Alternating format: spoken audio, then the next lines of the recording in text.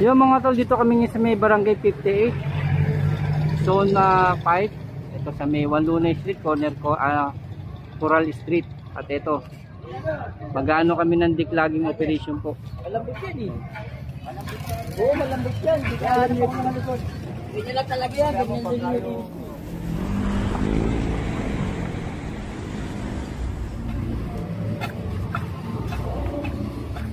Gabi.